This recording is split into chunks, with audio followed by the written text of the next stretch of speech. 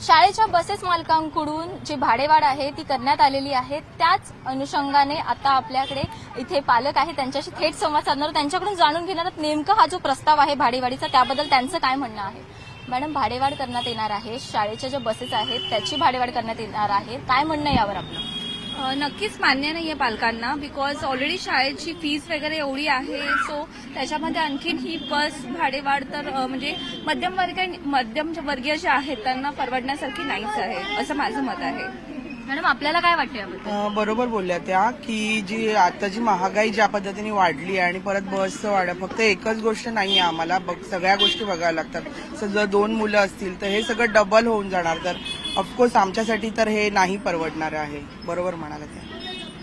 आपलं काय मत आहे मॅडम? बसेसची जी आता चाललेलं आहे महागाईच्या स्वरूपात जी भाडेवाढ झाली आहे ते आम्हाला अजिबात मान्य नाहीये आणि आम्ही ह्याला पाठिंबा नाही देऊ शकत, कारण आमचे 2 मुले 2 मुलांची फी आम्हाला नाही परवडू शकत. सामान्य माणसांना हे परवडणं खूप कठीण जाईल, त्यामुळे आम्ही ह्याला सपोर्ट नाही करू शकत.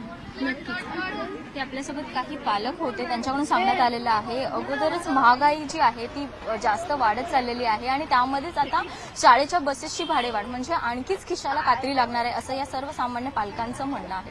व्हिडिओ जर्नलिस्ट रमेश भट सह स्नेहा जाधव, न्यूज 18 लोकमत, मुंबई.